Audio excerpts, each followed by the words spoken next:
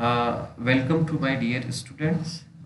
Today we will learn the fundamentals of the software engineering, and we will learn what is the software products, what are the various characteristics and features of the software applications, formal definition of the software engineering, and there are various misconceptions about the softwares, the software myths. So we will start a definition of a software.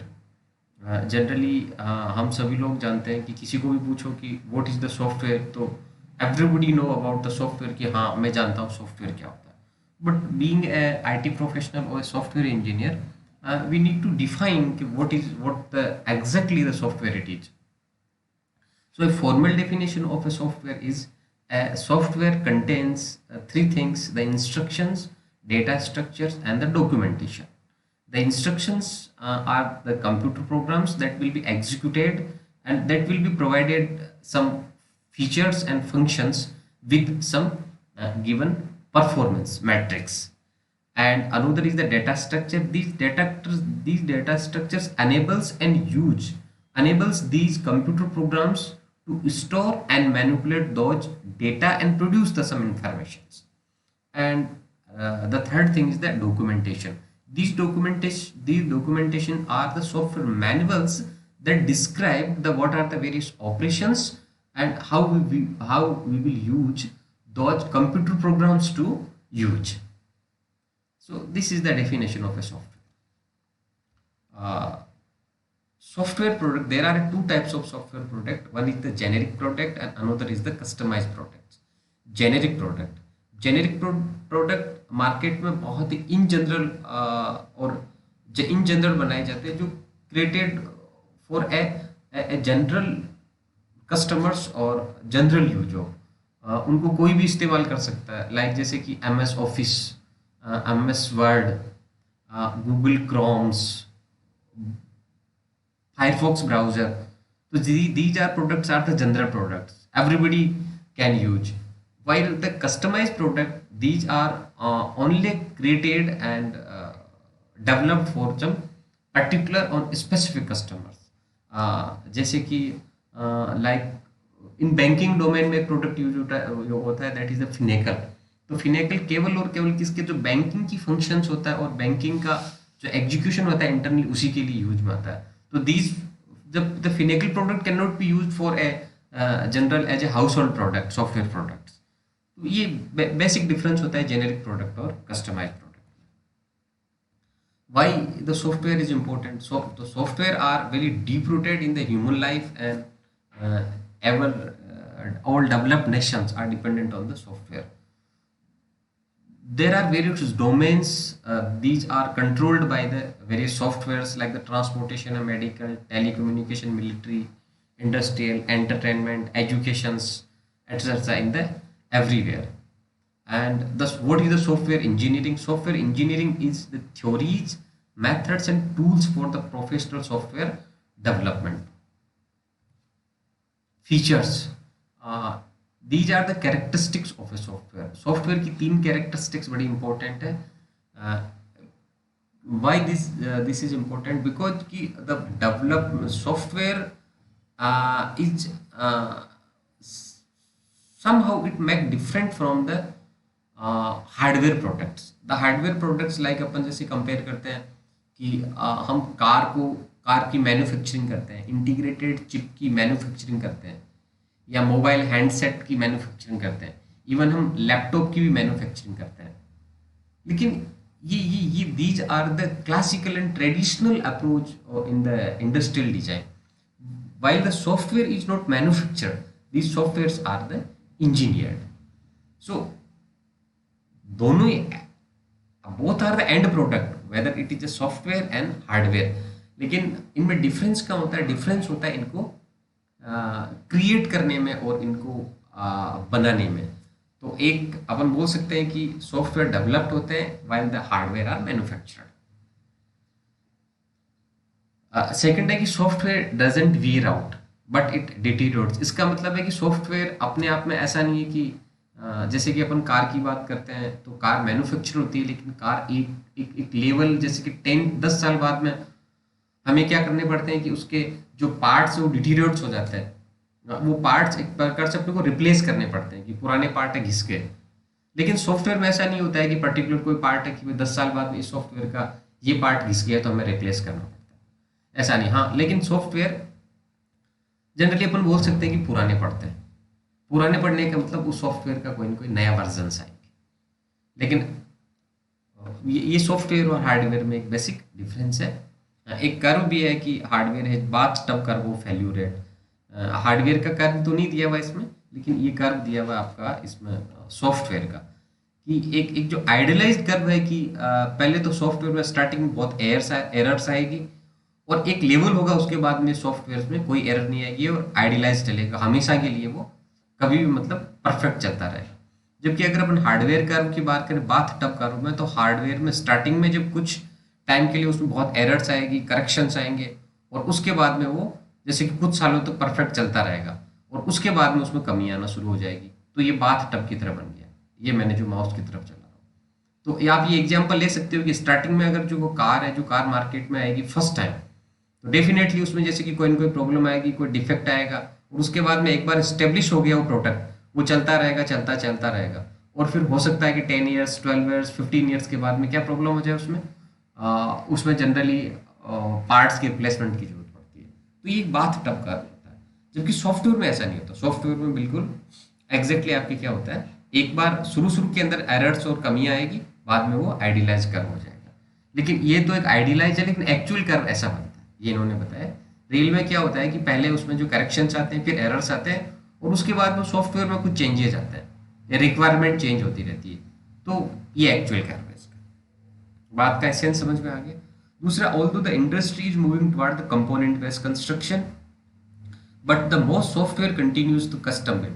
इसका मतलब है कि generally सारे जितने भी hardware products है, वो hardware products क्या होते हैं, कंपोनेंट बेस्ड है, असेंबली बेस्ड है। कंपोनेंट बेस्ड का मतलब है कि अगर आपने कंप्यूटर हार्डवेयर कंप्यूटर असेंबल करना है, देन आपको off the shelf integrate IC मिल गई, आपको मदरबोर्ड मिल गई, आपको आपको बैटरी मिल गई। तो ये अलग अलग कंपोनेंट्स आपने बनाए, और ऐसे ही जैसे कि अपन स्टैंडर्ड स्क्रू ड्राइवर्स होते हैं, स्क्रूज मिल गए, तो सब एक स्टैंडर्ड और कंपोनेंट बेस्ड कंस्ट्रक्शन चल रहा है। वहीं पे सॉफ्टवेयर कैसे होते हैं, सॉफ्टवेयर होते हैं कस्टम बिल्ड्स। तो मॉडर्न रीयूजेबल कंपोनेंट्स कौन कौन से, रीयूजेबल कंपोनेंट्स का मतलब जैसे कि अपन लाइब्रेरी बना देते हैं, तो पर्टिकुलर एक बहुत बड़ा सॉफ्टवेयर है, उस सॉफ्टवेयर के अंदर ऑलरेडी किसी ने एक लाइब्रेरी बना के सपोर्ट कर दी, तो लाइब्रेरी कई सारे सॉफ्टवेयर में अलग अलग जगह काम में आ रही है। इसका एग्जाम्पल है जैसे अपन विंडोज 10 यूज लेते हैं, तो विंडोज 10 अगर कहीं पे भी काम आ रहा है, तो कहीं पे माइक्रोसॉफ्ट ने पहले से क्या अलग अलग जीयूआई की लाइब्रेरी बना रखी है, जैसे विंडोज है, खूब सारे बटन है, पुल डाउन मेन्यूज है। तो कहने का मतलब है कि अगर मुझे किसी को विंडो 10 बनाना है माइक्रोसॉफ्ट को, तो ये नहीं है कि वो स्टार्टिंग से पहला कोड लिखेगा। ऑलरेडी कई कस्टम बिल्ट लाइब्रेरीज है जो यहाँ पे भी काम में ली जा सकती है, और इवन चाहे तो कोई उसको अगर मैसिंटोस ऑपरेटिंग सिस्टम बनाए तो वहाँ पे भी काम में ले सकता है। इसको अपन बोलते हैं कंपोनेंट बेस्ड सॉफ्टवेयर एप्लीकेशन। बहुत जनरल है कि कहाँ कहाँ in the what are the various area where the software application are used. The system software, system software क्या होता है, system software generally compilers, editors, file management utilities. बहुत general application software stand alone applications and programs that are for the specific needs, like the MS Word है, MS Excel है, these are the application software। Google Chromes है। Engineering और scientific software, ये generally softwares होते हैं जो particularly scientific research और scientific calculation में काम आते हैं। There are a various examples are given in molecular biology में, ऑर्बिटल डायनामिक्स में, नासा में यूज होने वाले, हमारे इसरो में यूज होने वाले कई सारी साइंटिफिक, और ये इनको भी अपन एप्लीकेशन सॉफ्टवेयर बोल सकते हैं, but they also define as engineering and scientific software. Embedded software reside within a product और system, keyboard control of a microwave oven, digital function of a dashboard display in a car. Even सभी के घर में जैसे TV set top box होगा, तो TV set top box में जो सॉफ्टवेयर होगा वो क्या होगा, एम्बेडेड सॉफ्टवेयर। सभी के घर में वॉशिंग मशीन होगी, आजकल वॉशिंग मशीन में भी सॉफ्टवेयर आता है, these are the embedded software। Product line software, these are focused on the limited marketplace to address the mass consumer market। जैसे वर्ड प्रोसेसिंग है, ग्राफिक्स है, डेटाबेस मैनेजमेंट सिस्टम है, इन्हें प्रोडक्ट लाइन सॉफ्टवेयर बोलते हैं। एक नया कॉन्सेप्ट आजकल आया है कि जैसे कि वेब बेस्ड एप्लीकेशन, ये नेटवर्क सेंट्रिक और डिस्ट्रीब्यूटेड एप्लीकेशन होती है। वेब 2.0 के बाद में क्या हुआ है कि वो सारे के सारे जो आपके जो सॉफ्टवेयर थे, चाहे वो सिस्टम सॉफ्टवेयर, एप्लीकेशन सॉफ्टवेयर या एम्बेडेड छोड़ दो, एप्लीकेशन सॉफ्टवेयर, वो सारे किस पे आ गए, वेब वेब एप्स में आ गए। AI software uses a non numerical algorithm to solve complex problem, जैसे रोबोटिक्स है, एक्सपर्ट सिस्टम है, पैटर्न रिकग्निशन है, गेम प्लेइंग है। ये नई कैटेगरी चाहिए। ओपन वर्ल्ड कंप्यूटिंग्स, जैसे डिस्ट्रीब्यूटेड, यूबिक्विटियस, क्लाउड कंप्यूटिंग, तो इस पे सॉफ्टवेयर, जो भी सॉफ्टवेयर कैटेगरीज है वो कौन सी, उनको बोलते हैं open world computing. Net sourcing, the web as a computing engine, how to architect simple and sophisticated application to target end user world wide.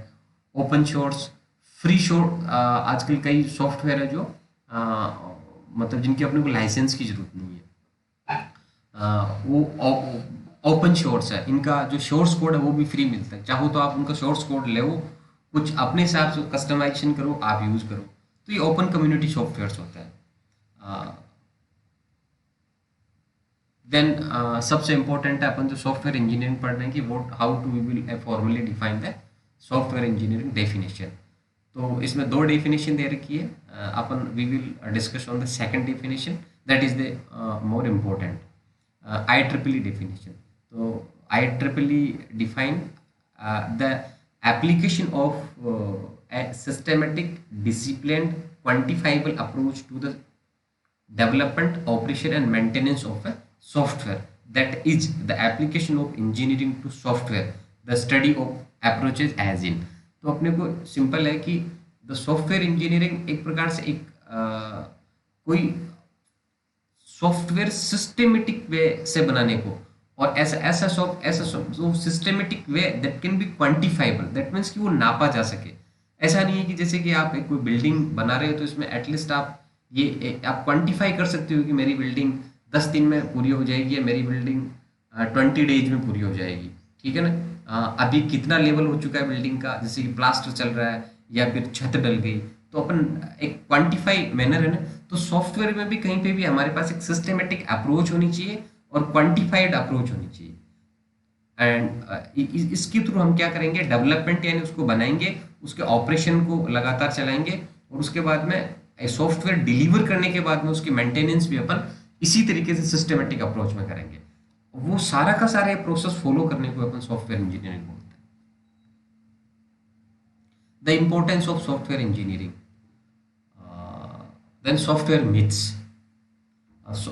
Software myths are some misconceptions, generally गलत फहमियाँ होती है जो बोल देते हैं कि जैसे कि अफेक्ट मैंने on the behalf of managers, customers और software practitioners.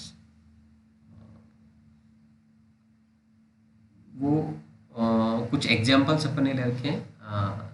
The management myths, the what are the management myths, देखो अपन एग्जांपल, वो the managers are the under pressure to maintain a budget, keep schedules for sleeping and the improve the quality of the softwares.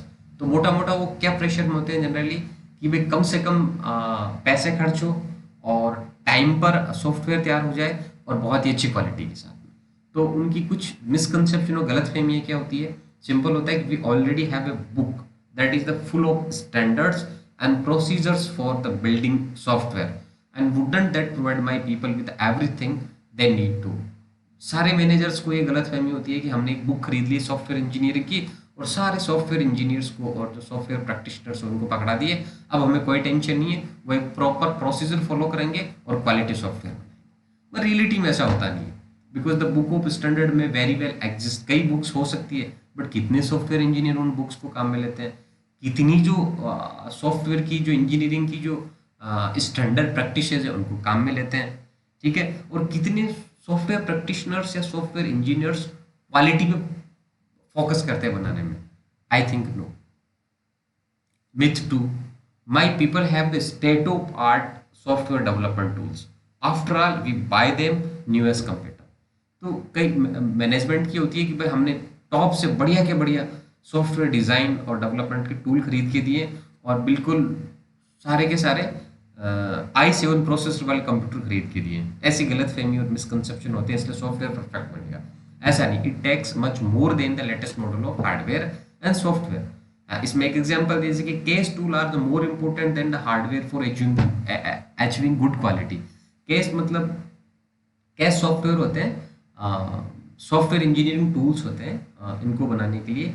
तो these tools are more important than the your new computers, yet the majority of software developer still do not use them effectively. लोगों को ये training ही नहीं है, उनको काम करने ही नहीं आता कैश टूल पे किस तरीके से करेंगे। जैसे कि थर्ड मिथ है, if we get behind the schedule we can add more programmers and catch up. Managers की बड़ी मिसकंसेप्ट होता है सारे मैनेजर्स को कि हमारे अगर टाइम पे प्रोडक्ट नहीं बना और टाइम लाइन से पीछे रह गए, तो हमारे पास आज 10 प्रोग्रामर है तो हम 3 प्रोग्रामर और भर्ती करके और काम में लगा देंगे। लेकिन एग्जैक्टली ऐसा होता नहीं है, because the software development is just not the mechanic process like the car manufacturing और द मोबाइल मैन्युफैक्चरिंग। अगर अपन अनप्लान्ड पीपल और ऐड कर देंगे ना, तो उनको ट्रेनिंग और एजुकेशन में वो लोग बिजी हो जाएंगे जो रियल में प्रोडक्टिव काम कर रहे हैं हमारे सॉफ्टवेयर पे। तो इतना इजी नहीं। कुछ जैसे प्रैक्टिशनर्स के मीथ है, पुराने स्टाइल के जो प्रोग्रामर्स होते हैं उनमें कुछ अभी भी मिसकंसेप्शन और गलत फहमी है। वो क्या है, प्रैक्टिशनर्स क्या बोलते हैं कि वंस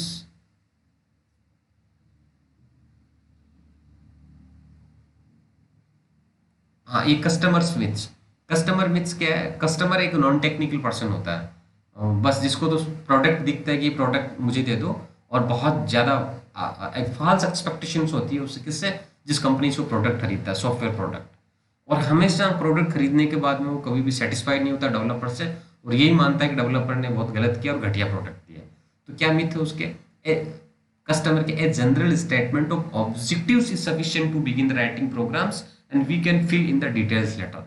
वो बोलता है कि बस एक लाइन के अंदर एक पेज में लिख के दे दिया उनको कि हमें लाइब्रेरी मैनेजमेंट सॉफ्टवेयर चाहिए, बस एक लाइन हो गई, अब सारा का सारा काम वो कर देंगे और हो जाएगा। पर ऐसा रियल में होता नहीं है, क्योंकि poor definition is the major cause of the failed software efforts.